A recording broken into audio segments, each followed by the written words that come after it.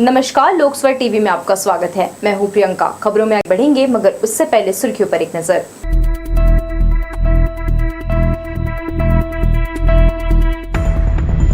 छत्तीसगढ़ उच्च न्यायालय के चीफ जस्टिस ने किया सेंट्रल जेल का निरीक्षण। देखी यहां की व्यवस्थाएं, दिए आवश्यक निर्देश। जिले में भी आई फ्लू से लोग हो रहे संक्रमित, डॉक्टरों ने दी सावधानी बरतने की सलाह। नियमितीकरण की मांग को लेकर विधायक निवास का किया गया घेराव। आंदोलनकारियों ने कहा, मांग पूरी नहीं हुई तो कांग्रेस को नहीं मिलेंगे वोट। और देश के संविधान की रक्षा के लिए लोगों को किया जा रहा जागरूक। सेमरताल में किसानों का किया गया सम्मान। तो ये थी सुर्खियां, अब खबरें विस्तार से। हाई कोर्ट के चीफ जस्टिस न्यायमूर्ति रमेश कुमार सिन्हा ने केंद्रीय जेल बिलासपुर के पुरुष और महिला बैरक और वहां होने वाली समस्त कार्यवाहियों गतिविधियों का औचक निरीक्षण किया।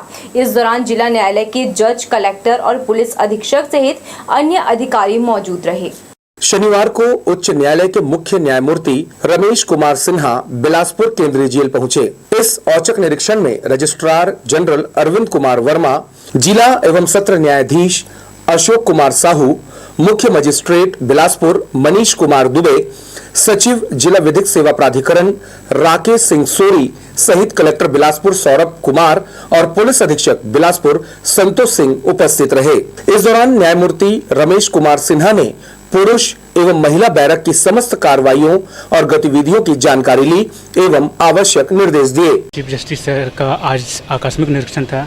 साथ में कलेक्टर साहब, एसपी साहब और डीसी साहब, सीजेम साहब भी उपस्थित हुए थे। जेल में बैरकों का, अस्पताल का, पाकशाला का और खासकर लीगल एड क्लिनिक का वीडियो कॉन्फ्रेंसिंग का निरीक्षण किए और निरीक्षण के दरमियान लगभग संतोषजनक पाए गए। न्यायमूर्ति रमेश कुमार सिन्हा और अधिकारियों ने केंद्रीय जेल से लगे मुक्ताकाश का भी निरीक्षण किया। यहाँ महिला बंदियों के बच्चों को दी जाने वाली सुविधाओं की उन्होंने जानकारी ली। करीब 1 घंटे से अधिक समय तक चले निरीक्षण के बाद जेल प्रशासन के अधिकारियों ने राहत की सांस ली। कैमरा पर्सन प्रदीप भोई के साथ Ashish Maurya, Lok Sabha TV, Bilaspur. Bilaspur central jail के परिसर में संचालित राशन दुकान कैदियों को बाजार से कम दाम में सामान उपलब्ध करा रहा है। रोजाना इस दुकान की बिक्री करीब 40,000 रुपए की है। मुनाफे की राशि कैदियों के वेलफेयर में खर्च किया जाता है। पूर्व में बंदियों के परिजन बाहर से सामान खरीदकर जेल के भीतर भेजते थे, जिसमें सामान के जांच में कई बार प्रतिबंधित सामान भी जब्त हुआ। सुरक्षा को ध्यान में रखते हुए जेल प्रबंधन ने बहुउद्देशीय जेल कर्मचारी कल्याण सहकारी समिति का गठन कर प्रांगण में दुकान शुरू किया है। यहां कैदियों के लिए बिस्किट, मिक्सचर, खाद्य सामग्री, तेल, साबुन सहित टमाटर उपलब्ध है। प्रॉफिट मनी होती है, बंदी कल्याण फंड में जाती है। तो बंदी कल्याण फंड में जो भी उनसे कल्याण से संबंधित हमको जेल में देना पड़ता है तो बंदी को दिया जाता है कल्याण। बाहर के जो सामान जो होती है वो हम हमेशा तलाशी नहीं करा सकते कि कुछ भी सामान में डाल के हमारे सुरक्षा के लिए कुछ भी भविष्य में कुछ भी आ सकता है, इसलिए हमको यहीं से सामान लिया जाता है। मुख्यमंत्री भूपेश बघेल 1 अगस्त को संभाग के युवाओं से भेंट मुलाकात करने के लिए बिलासपुर के बेहतराई स्टेडियम आ सकते हैं। उनके आगमन की संभावनाओं को लेकर जिला प्रशासन ने शनिवार को इंडोर स्टेडियम का निरीक्षण किया। कलेक्टर, पुलिस अधीक्षक सहित अन्य प्रशासनिक अफसरों ने मौके में जाकर कार्यक्रम की रूपरेखा तैयार की। 8 जिलों के युवाओं के साथ सीएम 1-to-1 कर सकते हैं। संवाद कार्यक्रम को देखते हुए कवायद शुरू हो गई है। शहीदाने करबला की याद में शनिवार को दिन भर जगह जगह लंगर तकसीम किया गया। जरहबाटा स्थित ताहिरा पेट्रोल पंप के पास भी मुस्लिम समाज सेवक संगठन की जानिब से विभिन्न समाज की अगुवाई में कौमी एकता का संदेश देते हुए मुहर्रम की 10वीं तारीख को आम लंगर का आयोजन किया गया। इस मुबारक मौके पर संगठन के अध्यक्ष शेख अयूब, सैयद अबरार अली, इमरान अली, सोहेल खान, मोहम्मद फारूक आजम, मजहर खान सहित तमाम लोग अपनी सेवाएं लोगों को देते रहे। मालूम हो कि मुसलमानों का मुहर्रम साल का पहला माह होता है और इस नए साल की शुरुआत मातमी पर्व मुहर्रम से होती है। इस्लामिक मान्यता के मुताबिक इराक के करबला में पैगंबर मोहम्मद के नवासे इमाम हुसैन अपने 72 साथियों के साथ करबला के मैदान में कौम की रक्षा करते हुए शहीद हो गए थे। मुहर्रम की 10वीं तारीख को यौम आशुरा के दिन ताजिए भी निकाले जाते हैं। जो है आज मुहर्रम की 10 तारीख है, हमारे पैगंबर इस्लाम के नवासों ने अपनी शहादत दी थी। उसके उपलक्ष्य में हम लोग हर साल कौमी एकता के रूप में इस त्यौहार को मनाते हैं और आम लंगर का आयोजन करते हैं। सभी समाज के लोगों का सहयोग है और सभी लोग मिलजुल के कर रहे हैं। मुस्लिम सेवा समाज संगठन की तरफ से हर साल की तरह इस साल भी आम लंगर का आयोजन किया गया है। इसमें सभी कौम के लोग शामिल होकर कौमी एकता का परिचय दिया है। हम सब यहाँ जरा भाटा में हमारे कांग्रेस कमेटी के वरिष्ठ उपाध्यक्ष शेख अयूब जी के लंगर में हैं और सारे लोगों को यहाँ पर लंगर के माध्यम से भोग दिया जा रहा है और शहर में, इस प्रदेश में, देश में अमन चैन के लिए सभी से दुआ कर रहे हैं कि अल्लाह सबको बरकत दे और सबको अमन चैन लाकर एक भाईचारा की भावना से सबको बढ़ोतरी करे। इमाम हुसैन और उनके खानदान के 72 लोगों की शहादत करबला मोहल्ला में की गई थी। उसकी याद में मुहर्रम का त्यौहार मनाया जाता है। सवारियों के अलावे ताजिया बनाकर जो निकालने का रिवाज कदीम जमाने से चला आ रहा है, आज उसका आज आखिरी दिन है। देश भर में आई फ्लू के मरीज बढ़ते ही जा रहे हैं। बिल्हा क्षेत्र में आई फ्लू यानी कंजक्टिवाइटिस के 2224 से भी अधिक मामले सामने आ चुके हैं। इससे निपटने बिल्हा बीएमओ डॉक्टर शुभा गरेवाल उपचार और सावधानी बरतने की सलाह दी है। देश भर में आई फ्लू के केस लगातार बढ़ रहे हैं। घरों में एक के बाद एक लगातार हर सदस्य को संक्रमण हो रहा है। बारिश के कारण यहां कई मौसमी बीमारियों का भी प्रकोप बढ़ गया है। बीते कुछ दिनों से यहां आई फ्लू के मरीजों की संख्या में तेजी से इजाफा हुआ है। बिलासपुर जिले के बिल्हा में अब तक आई फ्लू के 2224 मरीजों की पुष्टि हुई है, जिसकी जानकारी बिल्हा बीएमओ डॉक्टर शुभा गढ़वाल ने दी। मरीज धीरे धीरे ठीक भी हो रहे हैं।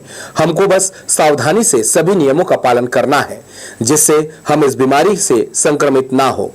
इसके लिए स्वास्थ्य विभाग द्वारा जागरूकता अभियान भी चलाया जा रहा है।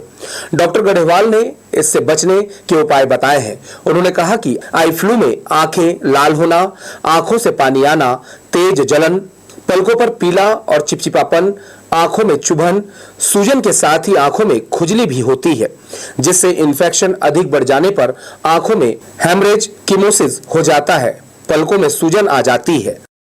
इसमें आंखें लाल होती हैं, फॉरेन बॉडी सेंसेशन हो रहा है, आँखों से पानी आता है और इसके बचाव के लिए हम हर जगह अधिकतर लोगों में अभी स्कूली बच्चों में बहुत ज़्यादा हो रहा है और स्कूली बच्चों से फिर घर पहुंचने पे माँ बाप को भी हो रहा है। तो इसके तहत हमने जगह जगह ऑप्थेल्मिक असिस्टेंट जो हमारे हैं वो स्कूल जा रहे हैं।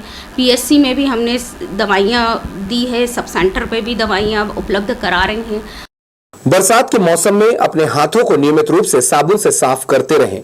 आंखों की साफ सफाई का पूरा ध्यान रखें। आंखों को ठंडे पानी से बार बार धोएं। किसी भी संक्रमित व्यक्ति के संपर्क में आने से बचने की सलाह उन्होंने दी है। लोकसभा टीवी के लिए बिल्हा से धीरेन्द्र मेहता की रिपोर्ट।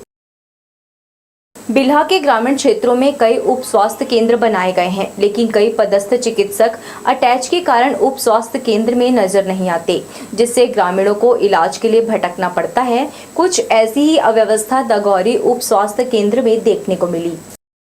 बिल्हा के ग्रामीण क्षेत्रों में जहां एक ओर आई फ्लू के मरीज बढ़ रहे हैं, वहीं दूसरी ओर उप स्वास्थ्य केंद्रों में सहायक नेत्र चिकित्सक मौजूद नहीं रहते, जिससे मरीजों को परेशानियों का सामना करना पड़ रहा है। दगोरी उप स्वास्थ्य केंद्र में पदस्थ सहायक नेत्र चिकित्सक संगीता गेडाम साल भर से अटैच में चल रही हैं, जिसको लेकर ग्रामीणों ने शिकायत भी की थी। समस्या सभी को हो रही है, सभी ग्रामीणों को। अब वो ये छत्तीसगढ़ में बन गया है समस्या, भी मैंने देखा यूट्यूब में, न्यूज़पेपर में। तो इसका सभी को ध्यान देना चाहिए और सतर्कता तो जरूरी है। वैसे रहते तो जल्दी होता तत्काल इलाज से हो रहा है फिर भी, लेकिन होना चाहिए। सबका अपना अपना कर्तव्य है, सब जिम्मेदार हैं। आँखी के ज़्यादा परेशानी है, बहुत पीड़ा उड़ा होते ना, आँखी में दर्द हुआ थे। और यहाँ डॉक्टर रहती तो परेशानी कम होती कि नहीं? हाँ होती ना। यहाँ डॉक्टर बैठते कि नहीं? नहीं बैठे अभी। क्या वजह नहीं बैठे? अब कहाँ पता भैया, तो नहीं बता सकते, लेकिन नहीं आए अभी डॉक्टर। आई फ्लू के मरीजों के इलाज के लिए ग्रामीण क्षेत्र के उप स्वास्थ्य केंद्रों में डॉक्टरों का रहना जरूरी है। जब इस संबंध में बिल्हा बीएमओ डॉक्टर शुभा गढ़वाल से बात की गई तो उन्होंने क्या कहा, जरा आप भी सुनिए। गगोरी गांव में मैंने नेत्र सहायक जैसे ही मुझे एक शिकायत आई थी कि वहाँ पे आई फ्लू के केसेस हैं, मैंने तुरंत वहाँ पे भेजा था। 2-3 पेशेंट थे और अभी मेरी पूरी टीम गुरुवार को वहाँ पे ऑप्थेल्मिक असिस्टेंट हर गुरुवार को वहाँ जाता है और वहाँ आई के पेशेंट देखते हैं। और बाकी फील्ड में भी जहाँ भी ताला गांव है, पूरी जगह में सर्वे में जहाँ जहाँ हो रहा है मैं सब जगह भेज रही हूँ और उनको इलाज उपलब्ध करा रही हूँ। ग्रामीण क्षेत्रों के उप स्वास्थ्य केंद्रों में डॉक्टरों का अगर अटैचमेंट इसी तरह चलता रहा तो मरीजों का क्या हाल होगा समझा जा सकता है। लोकसुवर टीवी के लिए बिल्हा से धीरेन्द्र मेहता की रिपोर्ट। अचानक मार टाइगर रिजर्व में बाघों का कुनबा बढ़ाने प्रबंधन एक नया प्रयास कर रहा है। बाघ पुनर्स्थापना योजना के तहत महाराष्ट्र और मध्य प्रदेश से 2 बाघिन और 1 बाघ लाए जा रहे हैं। इन्हें लाने से पहले उनके लिए विशेष बाड़ा बनाने का प्रारंभिक काम शुरू हो गया है। दिसंबर 2022 से जून 2023 की स्थिति में अचानक मार टाइगर रिजर्व में 8 बाघ लगातार नजर आ रहे हैं। दूसरे राज्यों से लाने वाले बाघों के लिए एटीआर में बाड़े का निर्माण किया जा रहा है। यह कार्य शासन से 30 लाख रुपए स्वीकृत होने के बाद शुरू किया गया है। बाड़े का निर्माण अगले 20 साल की योजना के अनुरूप किया जा रहा है। यहाँ 18-18 फीट की ऊंचाई तक चैन फिशिंग से घेराबंदी की जाएगी। छत्तीसगढ़ संविदा कर्मचारी महासंघ ने रायपुर में प्रदर्शन के साथ ही जिला मुख्यालयों में भी वचन निभाव आंदोलन शुरू कर दिया है।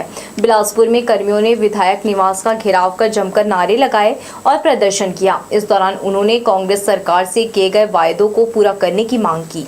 प्रदेश भर के संविदा कर्मी पिछले लंबे समय से नियमितीकरण की मांग को लेकर प्रदर्शन कर रहे हैं। राज्य सरकार ने हड़ताली कर्मियों पर सख्ती दिखाते हुए एस्मा लागू किया है। इसके बाद भी कर्मचारी राजधानी रायपुर में डटे हुए हैं और लगातार प्रदर्शन कर रहे हैं। बारिश के बीच भी कर्मचारियों का प्रदर्शन जारी है।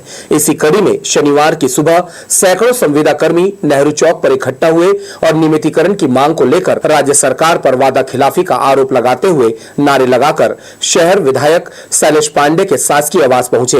यहां उन्होंने घेराबंदी कर जमकर नारेबाजी की और विधायक के ना होने पर बंगले की दीवार पर ज्ञापन चस्पा कर वापस लौटे। इस दौरान हड़तालियों ने अरपा नदी के पवित्र जल को हाथ में लेकर नियमितीकरण न करने पर सरकार को देख लेने की चेतावनी दी है। छत्तीसगढ़ सरकार ने सरकार बनने से पूर्व हमसे वादा किया था कि समस्त अनियमित कर्मचारियों को हम नियमित कर देंगे। ये उनके घोषणा पत्र में भी था, पर आज 4.5 साल हो गए हैं और सरकार का हम पे जो एस्मा लगाना और तरह तरह की कार्रवाई करवाना ये बता रहा है कि सरकार की ऐसी मंशा नहीं है और सरकार झूठी सरकार है। हम सबका भरोसा उठ गया है। हमने बहुत ही अनुनय विनय किया है आज तक और आज भी सरकार का जो है वो पॉजिटिव सोच हमारे लिए नहीं दिख रहा है। हम पे दमनकारी नीति अपना रहे हैं।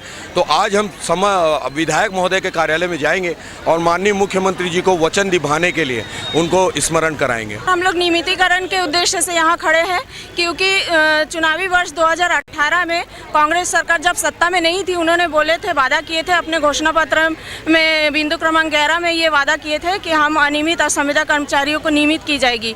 लेकिन आज पर्यंत 5 साल उनका कार्यकाल पूर्ण होने वाली है। अभी तक नियमितीकरण के उद्देश्य से कोई भी हमारे पक्ष में फैसला नहीं लिया गया है। प्रदेश के 45,000 संविदा कर्मचारी नियमितीकरण को लेकर आज भी बिना डरे आंदोलन कर रहे हैं। सर्व विभागीय संविदा कर्मचारी महासंघ लगातार 3 जुलाई से नियमितीकरण की मांग को लेकर हड़ताल पर है। हड़ताली कर्मचारियों ने आंदोलन का जो रुख अपनाया है उससे लगता है कि अब आर पार की लड़ाई के मूड में है। कैमरा पर्सन सतीश साहू के साथ आशीष मौर्य, लोकसुवर टीवी, बिलासपुर। प्रदेश के 45,000 से अधिक संविदा कर्मचारी नियमितीकरण की मांग को लेकर हड़ताल पर हैं। शनिवार को प्रेस क्लब पहुंचे सर्व विभागीय संविदा कर्मचारियों ने सरकार की वादा खिलाफी का जिक्र करते हुए कहा कि राज्य सरकार अपने घोषणा पत्र में किए गए वायदों को पूरा नहीं कर रही है, जिसके कारण संविदा कर्मचारियों में भारी आक्रोश है। हड़ताली कर्मचारियों ने मांगे पूरी नहीं होने पर आंदोलन जारी रखने की बात कही। साथ ही उन्होंने कांग्रेस सरकार को चेतावनी भी दी है कि चुनाव से पहले अगर उन्होंने नियमितीकरण का वायदा पूरा नहीं किया तो संघ के तमाम सदस्य, उनके परिवार, रिश्तेदार कांग्रेस के किसी भी प्रत्याशी को वोट नहीं देंगे। सरकार अभी तक हमारा सूद नहीं ले रही है। हम विगत 5 सालों से आंदोलनरत हैं। सरकार ने वचन दिया था कि जैसे ही सरकार बनेगी हम आपको 10 दिवस के भीतर रेगुलर करेंगे, पर आज तक सरकार ने ऐसा नहीं किया है। उल्टा हम पे एस्मा लगा दिया है, हमें अल्टीमेटम दे रहे हैं कि आप ज्वाइन करें अन्यथा आपकी नौकरी चली जाएगी। हम बहुत ही मजबूर हुए हैं, इसलिए ये रास्ता अपनाया है कि अब जो है, और आज हम सब ने कसम खाया है गंगा अर्पा मैया के जल को लेकर के कि अगर सरकार हमको रेगुलर नहीं करती है तो हम सरकार को, कांग्रेस को वोट नहीं देंगे। हम लोग जो हैं लेडीज हैं, जो बच्चे को ले लेके इधर उधर भटक रहे हैं, इतने दूर दूर तक से आ रहे हैं, वहाँ टूटा में इधर भी सारे लोग परेशान हो रहे हैं। और हम लोग बस एक ही है कि हमारा नियुक्तिकरण जो सरकार ने हमसे वायदा किया है, इसी के लिए हम लोग आवाज उठाए हैं। कई वर्षों के बाद बिलासपुर शहर में एक बड़ा फन वर्ल्ड फेयर के रूप में मेले का आयोजन किया गया है। साइंस कॉलेज मैदान सरकंडा में इसका शुभारंभ शुक्रवार से हो गया है, जहां तमाम तरह के झूलों के साथ ही हैंडलूम और हैंडीक्राफ्ट के उत्पादन दर्शकों और ग्राहकों को प्रभावित करेंगे।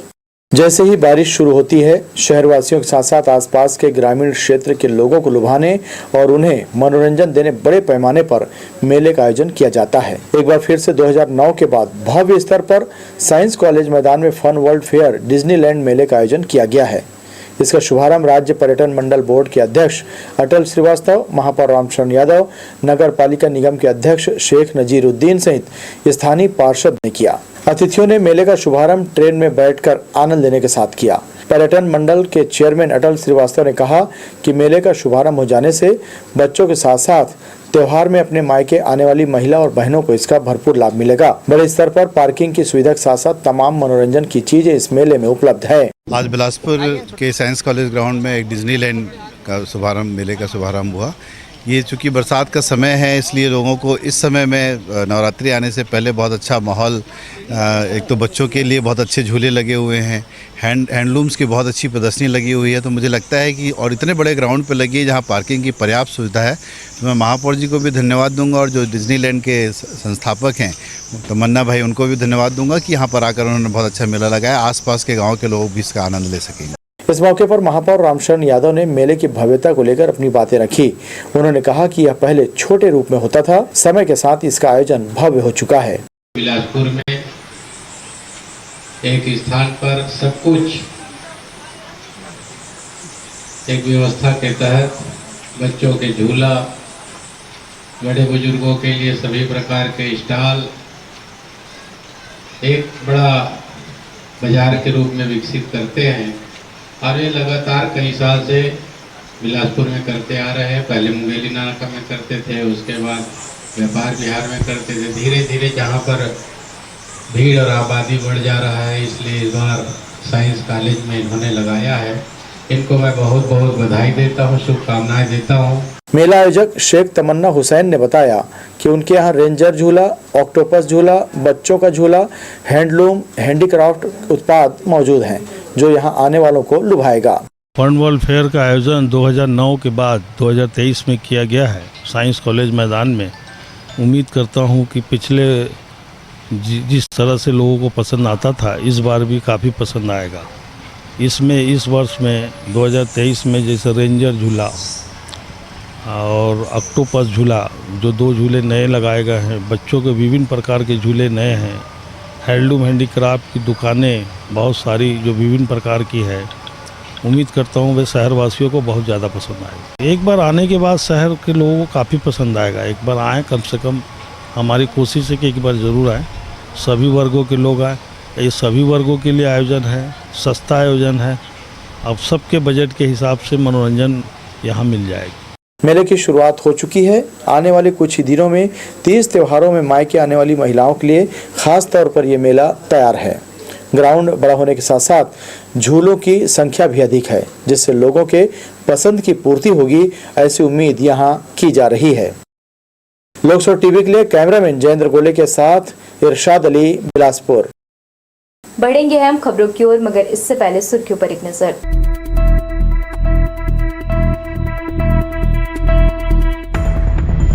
छत्तीसगढ़ उच्च न्यायालय के चीफ जस्टिस ने किया सेंट्रल जेल का निरीक्षण, देखी यहां की व्यवस्थाएं, दिए आवश्यक निर्देश।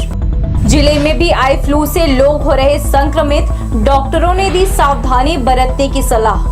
नियमितीकरण की मांग को लेकर विधायक निवास का किया गया घेराव। आंदोलनकारियों ने कहा मांग पूरी नहीं हुई तो कांग्रेस को नहीं मिलेंगे वोट। और देश के संविधान की रक्षा के लिए लोगों को किया जा रहा जागरूक, सेमरताल में किसानों का किया गया सम्मान।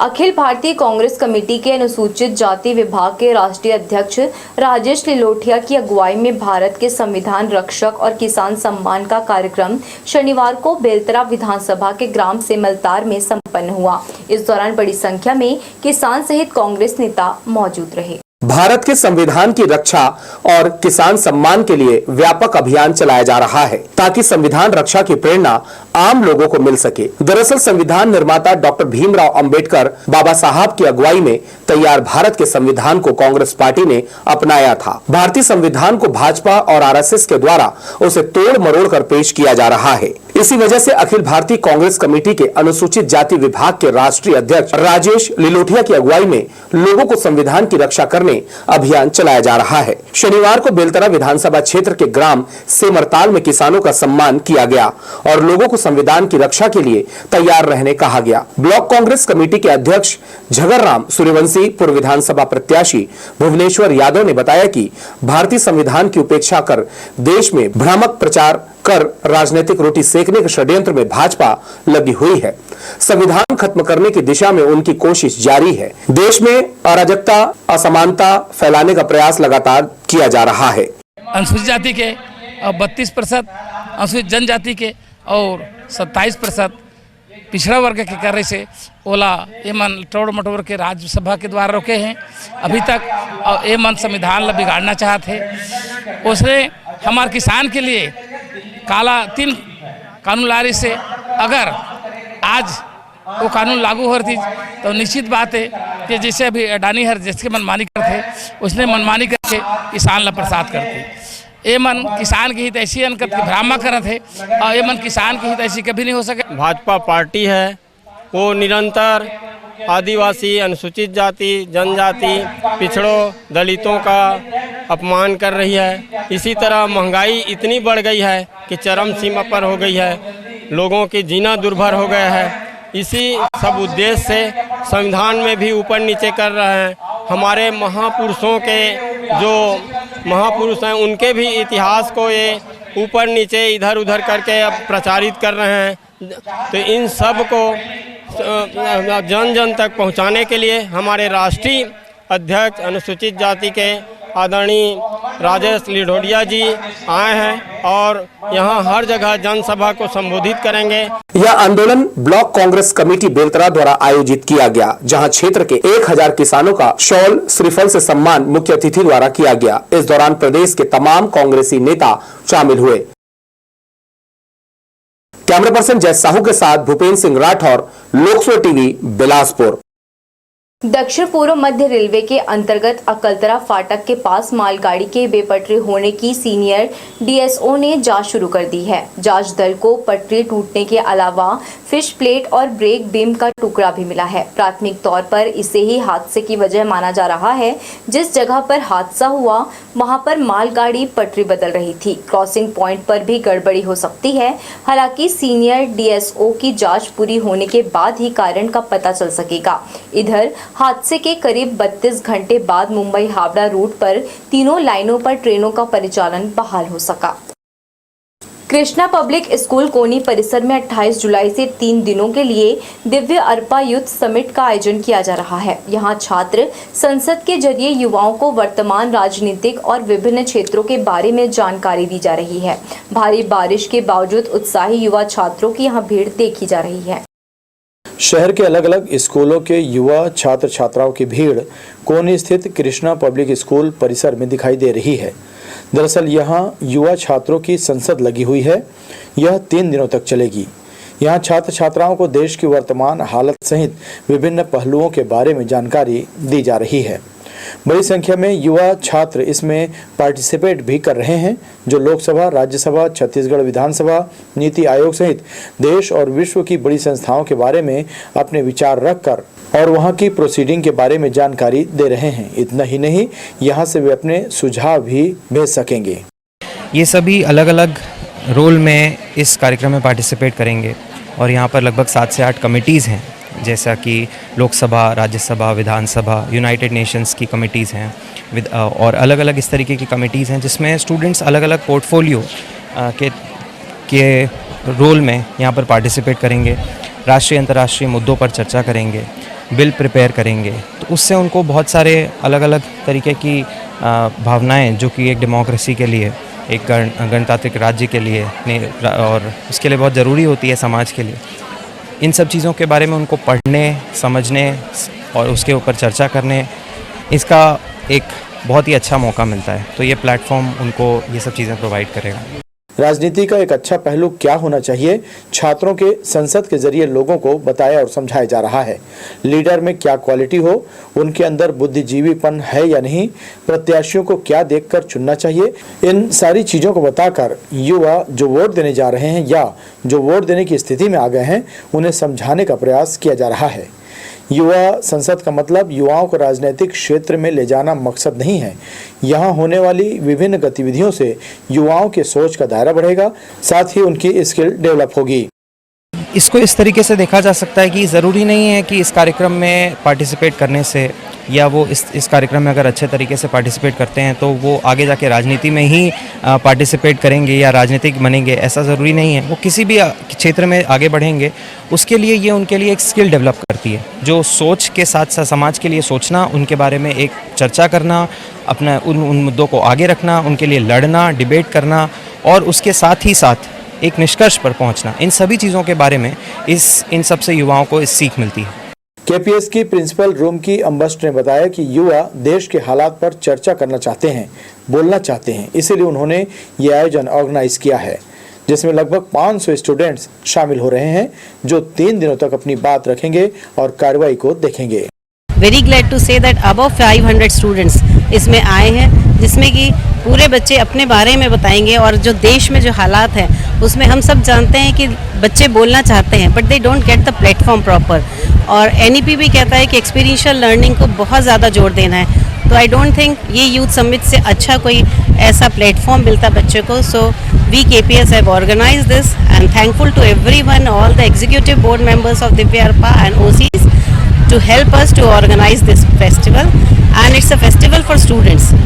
सब बच्चे आज वो अपनी कमेटी के अंदर बोलेंगे, 10 कमेटियां हैं, कमेटी के अंदर बोलेंगे, बिलासपुर सुनेगा और शायद बाद में पूरा देश उनको सुनेगा। इस युवा संसद में राज्यसभा, लोकसभा, नीति आयोग, विधानसभा, UNHRC, UNCSW, press corps, AIPPM सहित विभिन्न बड़ी संस्थाओं के बारे में बताया जाएगा कि वहाँ किस तरह से काम होता है, वहाँ के एक्सपीरियंस किस तरह के होते हैं। लोकसभा टीवी के लिए कैमरामैन जय साहू के साथ भूपेंद्र राठौर की रिपोर्ट। बिलासपुर पुलिस लगातार नशे के खिलाफ निजात अभियान चला रही है। इसी के तहत मुखबिर से मिली सूचना के आधार पर सरकंडा पुलिस ने अलग अलग जगहों पर छापामार कार्यवाही करते हुए 3 युवकों से 100 नग प्लेन मदिरा जब्त किया है। पुलिस ने बेहतराई चौक से कौशल यादव, बसंत चौक से कमलेश लोधी और चाटिडी रामायण चौक से प्रकाश कुंभकार को रंगे हाथों पकड़ा। इनके खिलाफ आबकारी एक्ट के तहत कार्यवाही की गई है। ससुराल से मायके आई महिला छेड़छाड़ की शिकार हो गई। बताया जा रहा है कि महिला जब घर पर अकेली थी तभी पड़ोस का रहने वाले युवक की नीयत बदल गई और वो महिला के घर जाकर अश्लील हरकत करने लगा। महिला के शोरगुल मचाने पर युवक ने उससे मारपीट की। महिला की शिकायत पर बिल्हा पुलिस ने आरोपी श्यामलाल मरकाम के खिलाफ धारा 452, 354 और 323 के तहत मामला दर्ज कर उसकी सरगर्मी से तलाश कर रही है। सरकंडा क्षेत्र के नगोई रोड में हाथ भट्टी का तैयार किया गया महुआ शराब की बिक्री करने वाले दीपेश शर्मा से 10 लीटर और ब्राह्मपर शाही के पटेल मोहल्ला में पुलिस ने कार्यवाही करते हुए आरोपी दिनेश कुमार पटेल से 20 लीटर देशी महुआ शराब जब्त किया है। दोनों आरोपियों के खिलाफ आबकारी एक्ट का मामला दर्ज कर कार्यवाही की गई है। वहीं एक दूसरे मामले में पेट्रोलिंग कर रही पुलिस टीम ने चिंगराजपारा स्कूल के पास तलवार लहरा रहे युवक को हथियार समेत गिरफ्तार कर आर्म्स एक्ट के तहत कार्यवाही की है। सरकंडा चटर्जी गली में गांजा बेचने ग्राहक की तलाश कर रहे युवक को पुलिस ने धर दबोचा। आरोपी सौरभ यादव कालीबाड़ी बंगाली पारा का रहने वाला है। शनिवार को पुलिस को मुखबिर से सूचना मिली कि सौरभ यादव थैले में गांजा रखकर बेचने निकला है। पुलिस मौके पर जाकर आरोपी युवक से 900 ग्राम गांजा बरामद किया और उसके खिलाफ एनडीपीएस एक्ट के तहत कार्यवाही की है। तो ये थी हमारी लोकसभा टीवी की तमाम खबरें। अगले बुलेटिन में आपसे फिर होगी मुलाकात। तब तक के लिए पूरी टीम के साथ प्रियंका को दीजिए इजाजत। नमस्कार।